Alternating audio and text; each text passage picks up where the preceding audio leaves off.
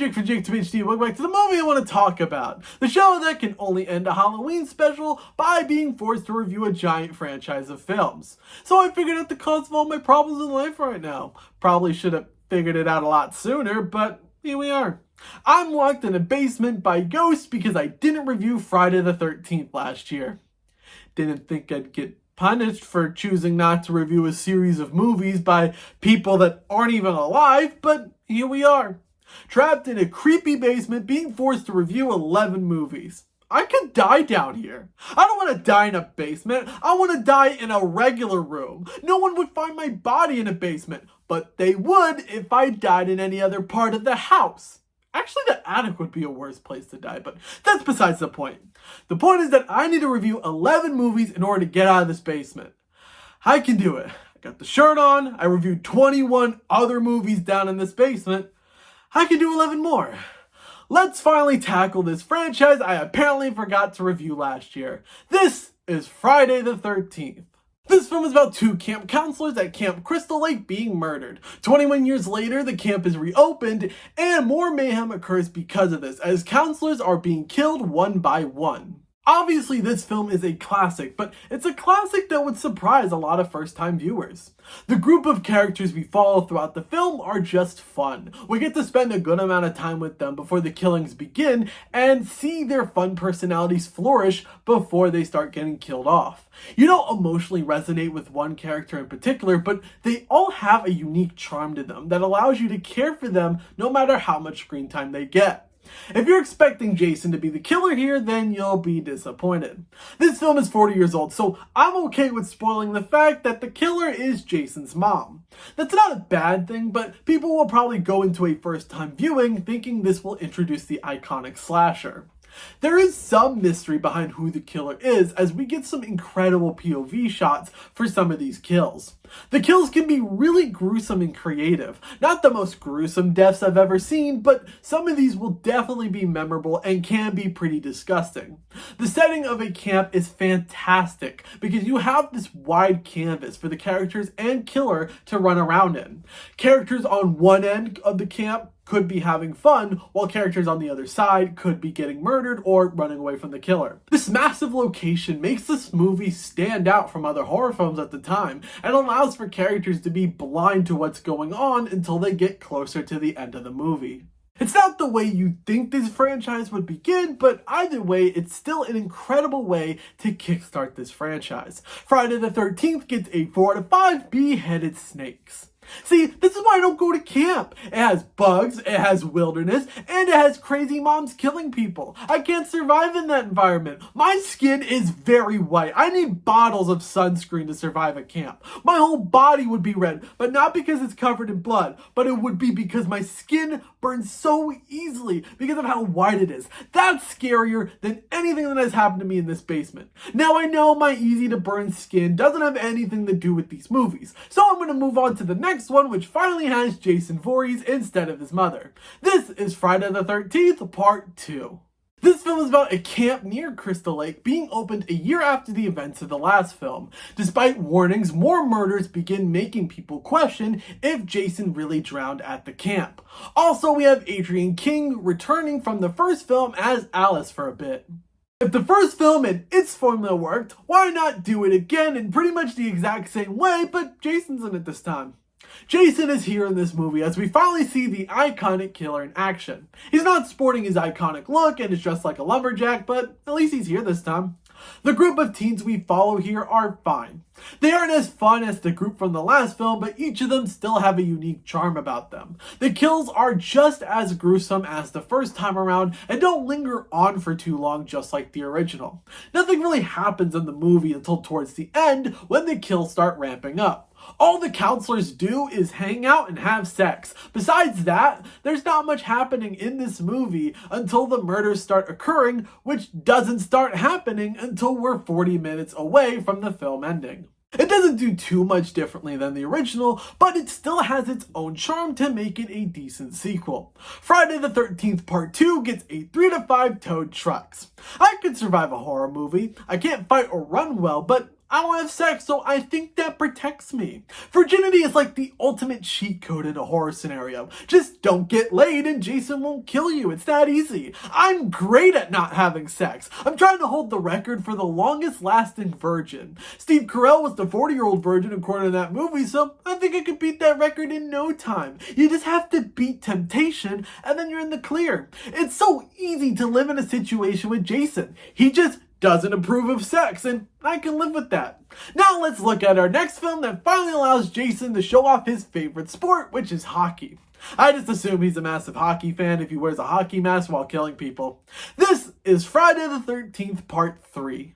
This film is about Jason revisiting his woods as a new group is throwing a party in an area near the campsite. Jason goes back on a murder spree, now being stronger than ever. I feel like I'm watching the same movie again and again, but it keeps getting worse every time. Jason is in full effect here as he now has his iconic hockey mask. Too bad he's barely in the fucking movie. He shows up a couple times throughout the runtime, but mainly shows up in the final half hour to start killing off our main cast. The majority of the runtime is with these characters before Jason even attempts to hurt them. With the last two films, you were able to connect to the group as a unit because they were just regular teens. None of these characters are that interesting as individuals or as a group. They're all bland and make the majority of the film boring because we're just sitting with these characters until Jason shows up for the last half hour.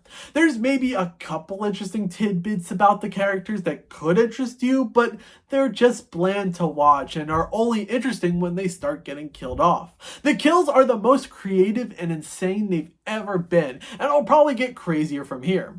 Like Final Destination 4 and Freddy's Dead, this film is in 3D, so get ready for random things popping out of the screen and be prepared for how obnoxious it can get with how frequently they play into the 3D gimmick, because it's 3D in the 80s. It's nothing but obnoxious. It's very obvious what's supposed to be a 3D effect and gets quickly annoying for people that aren't watching this movie in 3D.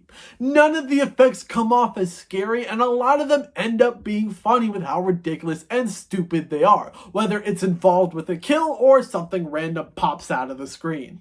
There's some intriguing elements, but overall it's very dumb with not a lot going on besides annoying 3D effects. Friday the 13th Part 3 gets a 3 to 5 times sex ended in apple juggling contest.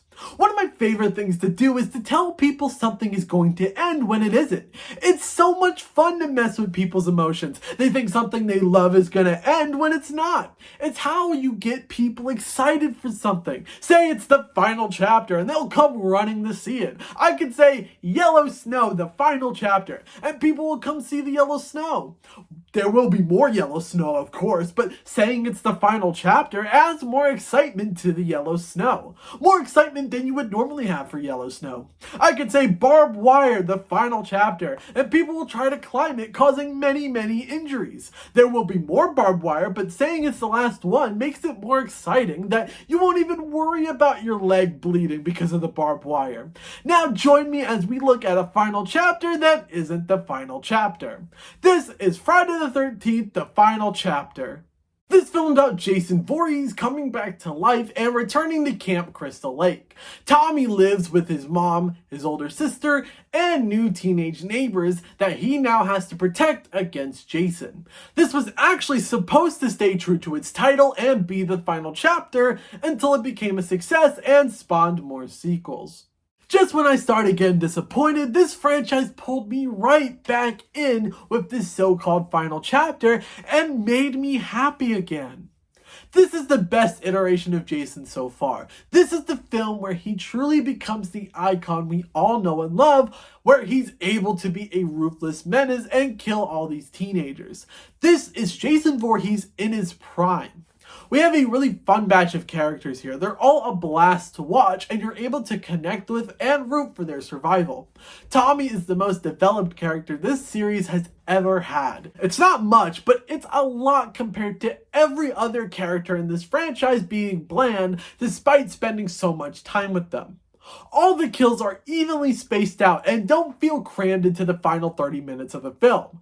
They're also the most creative deaths this franchise has ever seen so far. After 2 repetitive sequels, we finally have a breath of fresh air with fun characters and Jason finally in his prime.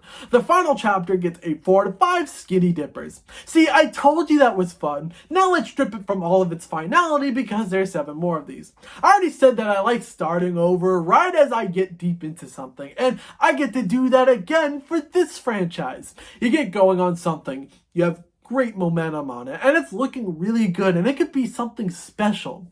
Then you get to do the fun part where you destroy it and start over again. I love working on something, having success with it, and then stopping it right before it's finished just to start over again. It's an endless loop of trying to achieve happiness but never getting it, because how else am I supposed to waste time besides dedicating my life to never achieving anything because I keep starting over? Well, now we can all start over with this next film. This is Friday the 13th, A New Beginning. This film is about Tommy Jarvis still being traumatized from the events of the last film. He's sent to a halfway house filled with mentally disturbed teenagers who start getting killed off one by one thanks to a killer in a hockey mask. I've said it before, and clearly it's a lesson I need to learn. Whenever you get a really good movie, you need to be humbled back into reality. Tommy is pretty much a mute throughout the film. He has some lines of dialogue, but the trauma he went through last time made him mostly nonverbal. It's nice seeing that the events of the last film had an effect on Tommy, but him being nonverbal really stops you from connecting with this new version of Tommy. His character development is pretty much getting him back in the place he was before the events of the last film. All the characters from the last 4 movies tip the line of being just stereotypes. The characters here are all stereotypes and nothing more. None of these side characters are that interesting, and some get killed off shortly after we're introduced to them. We have very creative and weird kills in this film. We're not completely there yet, but I think we're running into the stage of over-the-top kills because they're out of normal ideas. They do work because the kills are memorable. There is a mystery to who the killer is, as their face is never shown during any of the murders.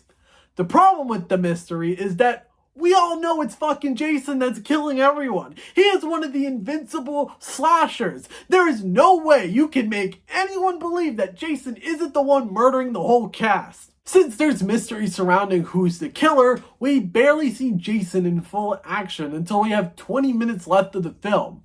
I will give the film its props though, as there are a couple of surprises that don't really get expanded upon beyond the initial surprise, but they're still shocking and catch you off guard.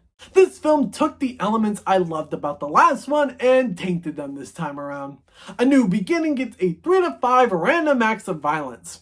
You want to know what's more fun than New Beginnings? Living! It's been alright. I do the bare minimum of what's required of me to live, and it's worked out for me so far. Living isn't as fun as they make it out to be, but sure better than not living. I'd rather hate living than die happy. Sometimes you just have to do things you don't enjoy, and part of that is having to live. I don't make the rules, I just live by them. And that's the problem, but I choose not to fix problems. It's hard fixing problems. It's much easier to just relax and not fix them. I enjoy living, and so does Jason, because he enjoys living way too much. He's addicted to living, and I think he needs help to finally get sober. This is Friday the 13th, Part 6, Jason Lives. This film is about Tommy heading to the graveyard to make sure Jason is dead for good. He inadvertently brings Jason back to life and now has to stop him and his new murder spree. I'm not surprised that Jason lived. I am surprised at how average this film is. We jump straight into the action with this movie, which is an interesting change of pace for this franchise. Since we're straight into the action of dealing with Jason, we don't get much time with any of these supporting characters before they have to deal with Jason. With every other film, the majority of it is spent with the characters before they realize that Jason even exists. This time, the counselors are warned about Jason before they even reach the camp. None of them are bad characters, but you barely get to learn about them before the threat of Jason arises. Tommy is a fleshed out character that has lines of dialogue, so I'm already enjoying this more than the last film. Tommy is a decent character, but nothing about him really sticks out to me like other horror protagonists. The connection you already have with the character comes from the last two movies, and not this one. A huge part of Tommy's story in this film is the police not believing a word he says, which I've already stated throughout this special how repetitive that plot point is in the horror genre. A Jason movie doing it for the first time doesn't make it any better. Jason has a very unrealistic revival, especially with how decomposed his body really is. But it's Jason Voorhees. The man is absolutely invincible and can easily return from the dead whenever he feels like it. He also has fucking super strength, so Jason is starting to get godlike powers similar to Michael Myers. The kills are definitely very creative and gruesome here, and are evenly spread throughout the film's runtime. A small step up from the last film, but we don't get enough time to connect with this world before Jason starts hunting for his victims. Jason Lives gets a 3 to 5 Meggies. Blood. We all have it in our bodies, but have you ever thought about how old it could be? Our blood has been in our bodies our entire lives, except when it leaves our bodies through an open wound. The thought of blood being old disgusts me. Old things are flowing through my body. I can't even handle thinking about that. I hate things that are dusty, and I assume that old blood is dusty, so I need it out of me ASAP. What we all need is some new blood to flow through our bodies. We need to steal bags of blood, drink it like vampires, and then we'll have new blood instead of that old shit. I think I got a business idea. That'll be successful. We'll pay people to donate their blood so that we can clean it up and give it to other people. That sounds like fun. This is Friday the 13th, Part 7, The New Blood. This film is about Jason being freed from his watery fate at the end of the last film thanks to Tina, who accidentally freed him using her telekinetic powers. Now she must use her powers to stop Jason and her evil doctor, who wants to use Tina's powers for his own evil plans. You know how earlier I said that we were starting to head towards ridiculous territory, but we weren't fully at that point? Well, here we are. Welcome to Crazy Town. Tina is the best character here. You are able to connect and relate to her, but the whole telekinetic superpower makes it harder to connect with her.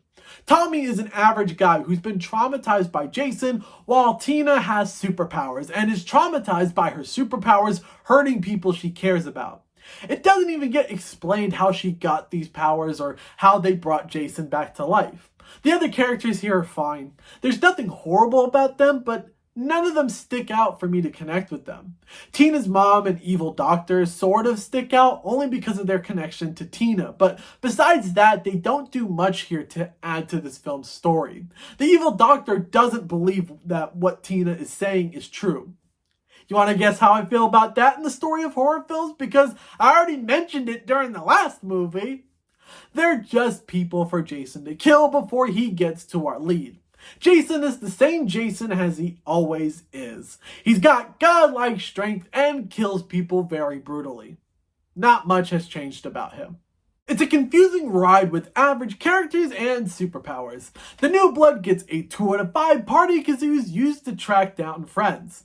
You want to hear about a place I frequently think about? New York. I visit that place all the time in my hallucinations. It's too much money to go to New York for real. That's why it's more fun to dream about going to places instead of actually going there. I have saved so much money going on mind vacations. It's where you sleep for a week straight because you're dreaming yourself into the destination of your choice. I could go anywhere when I take a mind vacation. Plus, it allows me to not deal with the struggles of living for a whole week. I am sleeping for a whole week and that's a problem, but that means I can go through certain days without sleeping because I have enough sleep hours in my system.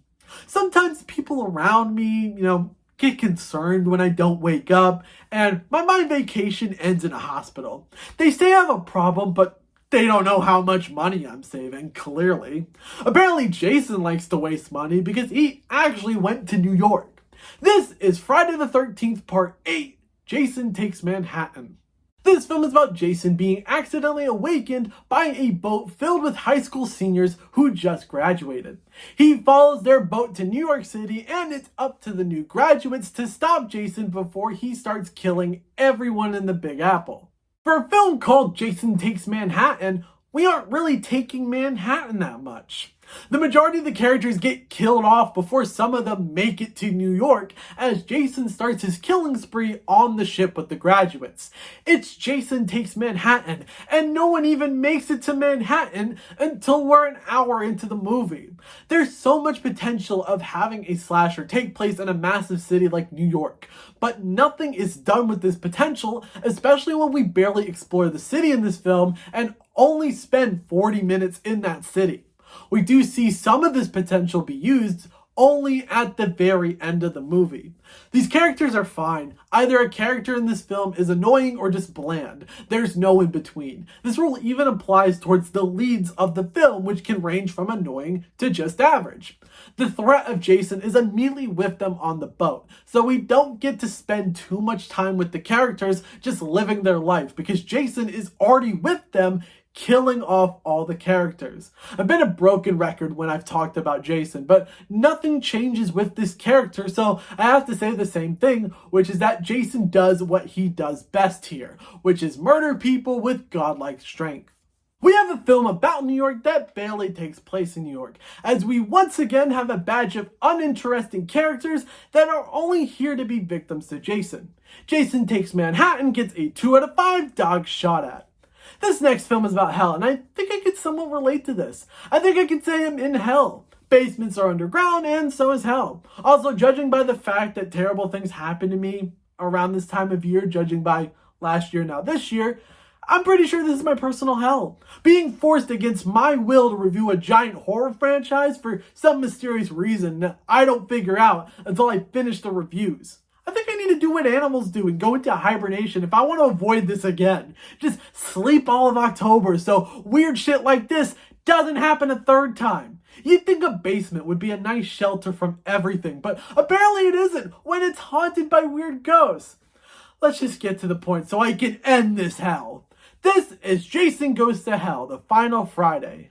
This film is about Jason being tracked and killed by a SWAT team, which leads everyone to assume he's finally dead. Instead of that, Jason has been reborn with the ability to assume the identity of anyone he touches. So now Jason's half-sister and her family have to stop Jason and send him to hell once and for all. This is the first film not made with Paramount Pictures, as the rights to the franchise now went over to New Line Cinema. Remember how I said Jason had godlike powers? He also has supernatural powers too, because if some girl in New Blood can have superpowers, then why not Jason? We start this film immediately in the movie story, and we spend zero time learning about these characters and this world. There's a couple of nuggets about their life sprinkled in the beginning, but the film is in full throttle from the moment it starts. None of these characters are really noteworthy of any kind. Jason has superpowers now, that's something. We barely see the actual Jason in action as he's possessing random characters throughout the film. This is an interesting concept since you could never know who Jason is until it's revealed, but they really only play into the mystery element of it at the very end. Also, you're not invested in the world to care about which character is Jason and which one isn't, because we don't spend any time in this world before Jason shows up.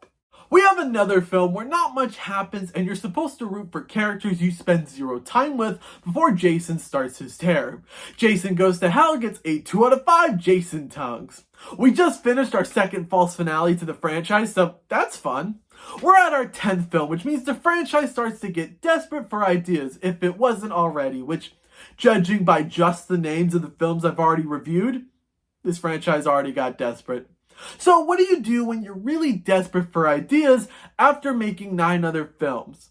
You go to space! It makes perfect sense to send an iconic slasher into space. Every franchise is made better if they go to space for absolutely no reason whatsoever. Who wouldn't want to be chased from a murderer while you're in space? Floating around space with Jason sounds like a blast. I'm surprised other slashers haven't been to space. Freddy, Michael, Chucky, Ghostface, Pennywise can all be up in space, and it would make total sense. Now that I have some film ideas to pitch to studios, let's see what Jason does in space so that this franchise can have things in common with Fast and Furious. This is Jason X. This film is about Jason being cryogenically frozen for centuries. He's discovered in the 25th century and is sent into space since Earth is uninhabitable. A group of students awaken him, and now it's up to them to stop Jason before he kills everyone on the ship. A Friday the 13th film in space is just as weird and insane as you would think it'd be. None of these characters are interesting in the slightest. We don't get to spend much time with any of them to fully learn about these people. Some of them don't even get much screen time since the focus is on Jason killing the cast of characters we're supposed to be rooting for. None of them feel developed enough to deserve the payoffs they end up getting towards the end. Everyone is doing the best they can here, but you're not able to care about any of these characters and if they survive or not. Rowan is the only interesting character here since she was also cryogenically frozen with Jason. She's a fish out of water in a time we're also a fish out of water too as well, so we're able to relate to her in trying to understand this world. Any exploration of that though gets immediately dropped by Jason killing everyone on board. Jason is Jason, and I don't need to say much about him. And the kills are fine here, even though there are some really creative kills in this film. Despite how weird the location is, a spaceship in the future is great for unique kills. You don't even need to go for something realistic because this is supposed to be a far out future with unpredictable technology. It's a bizarre movie that proves how weird a slasher franchise can get. So bizarre that I can't even describe how crazy it is. Jason X gets a 2 out of 5 androids wanting nipples on their boobs. We're about to review the last movie, and it's another reboot. That's the only place you can really go after sending your franchise to fucking space. Just reboot the whole thing. Honestly, I've done too many horror reboots that I got nothing to add here. Also, before you guys mention it, I'm not reviewing Freddy vs. Jason here. I'm not reviewing it here because I consider it Friday the 13th 11 and Nightmare on Elm Street 7. It has both Freddy and Jason, and therefore continuing both of their stories, so I don't feel like segregating that film into one franchise. I know I said the exact same thing when I reviewed Nightmare on Elm Street, and I don't care. I'm not doing Freddy vs. Jason. So let's just finally end this so that I can leave the basement. This is Friday the 13th, the reboot. This film is about a group of young adults visiting a boarded up Camp Crystal Lake. They end up encountering the deadly Jason Voorhees, who picks them off one by one. I've covered many horror reboots on this show, and this one is the weirdest of them all. I'm shocked that this isn't a retelling of the original film. The events of the original are already urban legend to these kids. This movie is like a mixture of different Friday the 13th films combined into one cohesive story. It's like we're cramming 4 movies into one singular film. All the characters here are fine. Nothing really stands out about any of them. This film can piss you off though with its characters. You follow an okay group of characters with a decent amount of charm for 20 minutes just for them to get killed off immediately, and we follow a new group of people who are just as similar as the other group we got to know. None of these characters are that interesting and all just exist for Jason to kill, but at least stick with one group of characters instead of killing them and moving on to another group of characters. The film does get going as we get closer to the end and the action ramps up, but that's something every Friday the 13th film has. You're not adding anything unique to this franchise, and instead you're following in the footsteps of the original, especially since this movie crams several of the original movies into one singular film. This iteration of Jason is the same as he is in the original films. He's a beast that brutally murders anyone in his path, even though he lets one person live and traps them in his little dungeon area for some reason. This film does have the most unique and exciting kills this franchise has seen in a while. Instead of giving us a retelling of the original, this film decides to cram several of the original films into one singular movie and can't give us a group of characters to root for even when it presents 2 of them. The Friday the 13th reboot gets a 2 out of 5 shoeies. I hope you're happy, world, because I reviewed the thing I apparently forgot to review last year. Was it worth it? I don't know. Haven't been freed from the basement yet, so I can't tell if my Friday the 13th experience has been worth it. Maybe I can figure it out if I do an overview. That'll help me decide if I like my experience with this franchise. It always works like a charm. Overall, we started with a simple horror flick about teenagers surviving a killer in a hockey mask, which ended up turning into chaotic films with characters you barely get to spend time with. If there's one positive to all of these films, is that Jason is a beast that will kill anything in his path in a very brutal way. My favorite is the original for having the charm and planting the seeds that would blossom into what this franchise would become, for better or for worse. My least favorite is Jason X for being the weirdest with the least developed characters that are clearly here just to be murdered by Jason.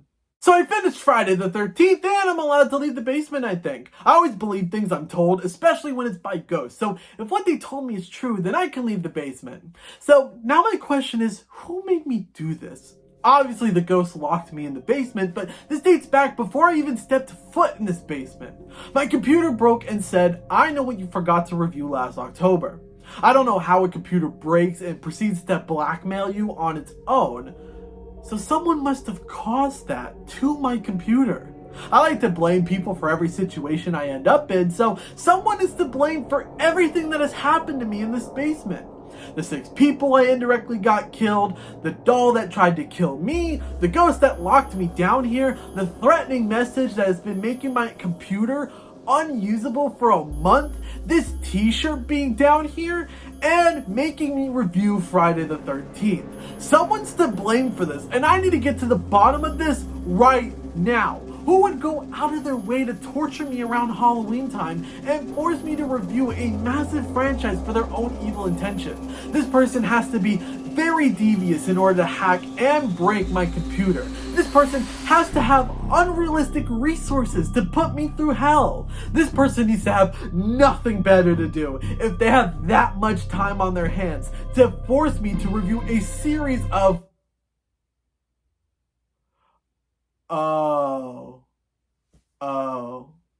You know what?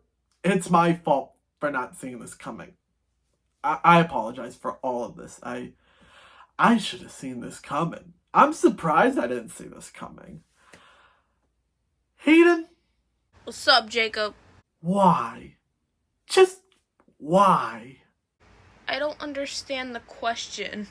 Am I being yelled at again? Because I feel like every time you talk to me, I am being yelled at.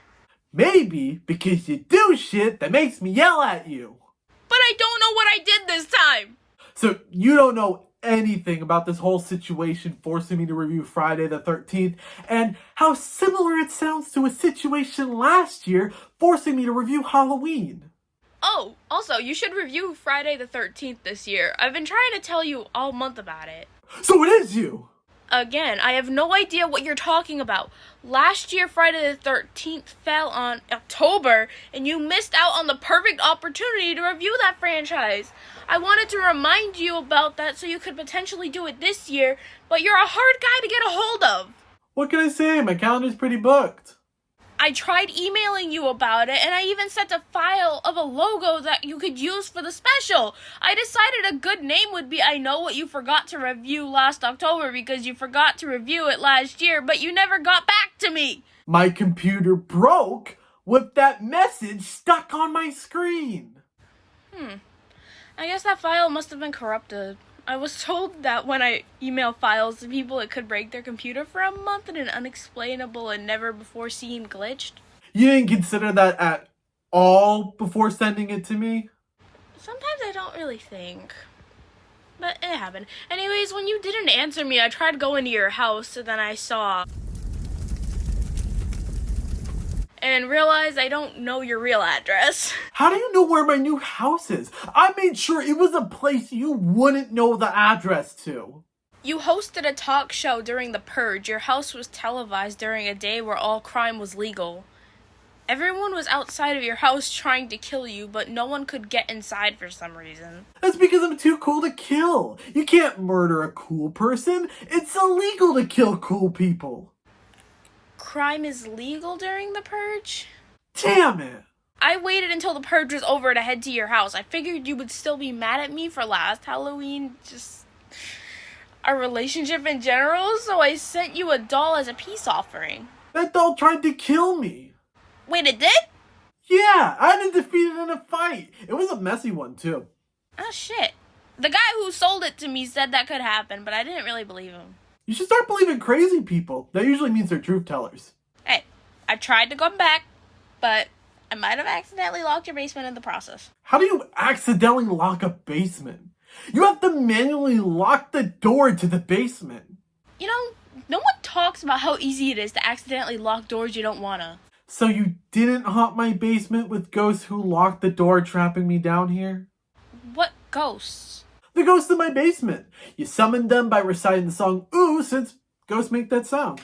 Ghosts aren't real, Jacob. Come on. Yeah, they are. I talked to 8 of them. The sound they make is ooh. They're summoned by the song with the same name by De La Soul featuring Seed of Chucky star Redman.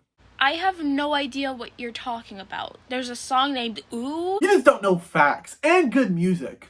Well, what about the Friday the 13th shirt I'm currently wearing? It was down here the whole time. I don't know, probably cryptic teasing that you did last year carrying over into this year. I do get carried away with teasing future episodes. Classic me. I was never forcing you to review Friday the 13th. I just wanted to tell you that I think it would be a cool idea. And all of my ways of telling you ended up torturing you. That was never my intention. And I'm sorry if I caused you any pain and suffering this year, even if it was fun to watch. I appreciate that. You just wanted to recommend an episode idea that's a pretty cool concept. The stuff that happened to me actually got me over my fear of this basement. You were scared out of your own basement? Basements are scary places. They're dark, and dark places are creepy. Anyway, I'm sorry that I just assumed you were being evil again. I'm still traumatized from last year, but I see that you were trying to do good, and it went horribly wrong. I promise I won't jump the gun like this again. You will absolutely do that again. I can't help myself. You just look like you're gonna do evil shit. You've been a little bull of terror to me. Hey! You know, well, now that you're done insulting me, you can leave your basement and we'll talk again during Christmas. I could leave the basement the way I came in. Or I could see what's behind this door. Ooh! That sounds like fun! I've been sitting in front of this door the whole time, and it's one of the only mysteries that's still left about this whole living hell I've been in. Should I see what's behind it? Absolutely! I love opening doors not knowing where they lead to. That's the best part about opening doors. You never know what's behind them until you open them. I'll see you on the other side, Hayden. Bye, Jacob!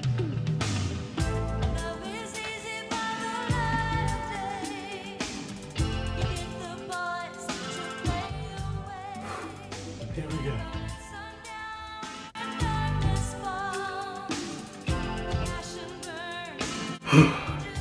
Here goes nothing. I'm ready to reveal your mystery door. You have got to be fucking kidding me.